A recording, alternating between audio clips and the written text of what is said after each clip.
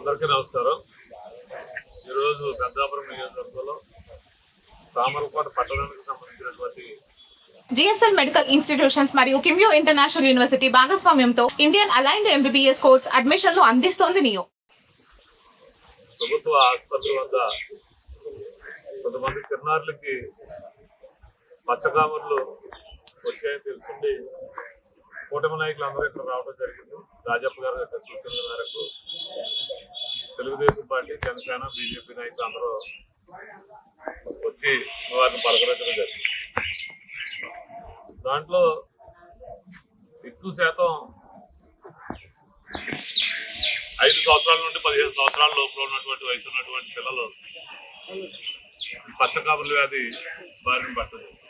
ఇది వర్షాకాలం సీజన్లో ఇటువంటి సహజంగా వస్తూ ఉంటాయి. దీనికి ముఖ్య కారణం చిన్నపిల్లలు ఈ బయటికి వెళ్ళి మోషన్స్ అయ్యి ఉన్నప్పుడు సరిగా చేతులు శుభ్రం చేసుకుని ఆహారం తీసుకోకపోవడం వల్ల కానీ, కాకపోతే ఈ వర్షాకాలం సంబంధించి వేడి నీరు కాచుకుని తాగవలసినటువంటి పరిస్థితులు కొన్ని శుభ్రతలు పాటించాలి అనేటువంటి డాక్టర్ గారు చెప్పడం జరిగింది. ఏదేమైనా వారికి సంబంధించినటువంటి మందులు అన్నీ ఉన్నాయో లేదని అడగటం, వైద్యానికి సరిపడిన మందులు అన్నీ ఉన్నాయి, అందరికీ కూడా తగ్గుముఖం పట్టిందని చెప్పడం జరిగింది.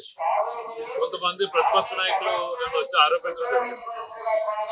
ఇది నీటి సమస్య, ఇది కేవలం నీటి వల్లే రాలేదు, శాంపిల్స్ కూడా పైకి పంపించడం జరిగింది. అందుకే ఈరోజు అటు పెద్దాపురం పట్టణానికి కానీ సామర్లకోట పట్టణానికి కానీ 70 కోట్లు పెట్టి మన కూటమి ప్రభుత్వం ద్వారా రాజప్ప గారి యొక్క ఆధ్వర్యంలో సామర్లకోట పట్టణానికి 38 కోట్లు, పెద్దాపురం పట్టణానికి 36 కోట్లు తెచ్చి ఈరోజు గోదావరి జలాలు, ఏలేరు జలాలు కలిపి ఇక్కడ ఫిల్టరైజ్ చేసి ఈ 2 పట్టణాలకు నీరు అందించేటువంటి కార్యక్రమం జరిగింది. దానికి ఇంకా కొంత సమయం కూడా పడితే మరి ప్రజలు కూడా అర్థం చేసుకోవాలి. ఈ సందర్భంగా గత 5 సంవత్సరాలు మనకి వేస్ట్ అయిపోయింది. ఆ 5 సంవత్సరాలు కూడా ప్రభుత్వానికి సహాయం, అదే వైసీపీ ప్రభుత్వం రాకుండా ఉంటే ఈ పట్టికే 2 పట్టణాలకి కూడా మంచినీరు అందించేటువంటి కార్యక్రమం జరుగుండేది. దురదృష్టవశాత్తు మరి గతంలో వైసీపీ ప్రభుత్వం రావడం వల్ల ఈ ఇబ్బందులన్నీ ఎదుర్కోవాల్సి వస్తూ ఉంది. ఇప్పటికైనా ఈ కూటమి ప్రభుత్వం చిత్తశుద్ధితో ఉన్న ప్రభుత్వం, అటు చంద్రబాబు నాయుడు గారు కానీ పవన్ కళ్యాణ్ గారు మరి త్వరలోనే శుభ్రమైనటువంటి నీరు అందించేటువంటి ప్రణాళిక శ్రీకారం చుట్టడం, మొన్న శంకుస్థాపన కూడా జరిగింది.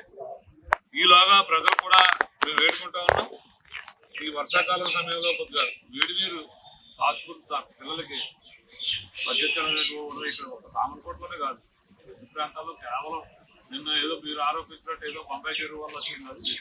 కట్టమూరు ప్రాంతంలో కూడా కొద్దిగా బయట ఆహారాలు తినేటప్పుడు కూడా వచ్చేటువంటి పరిస్థితి. కట్టమూరులో, పెద్దాపురంలో కూడా 3 కేసులు నమోదవే.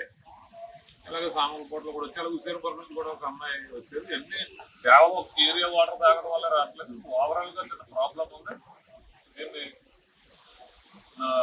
వైద్య పరిస్థితులతో నమూనాలు కూడా పంపించడం జరిగింది. ఏదేమైనా మెరుగైన వైద్యం అందించడానికి కూటమి ప్రభుత్వం కానీ స్థానిక శాసనసభ్యులు రాజప్ప గారు కానీ పూర్తిగా కృషి చేస్తున్నారు. ప్రజలు అర్థం చేసుకోవాల్సిన పాత్ర.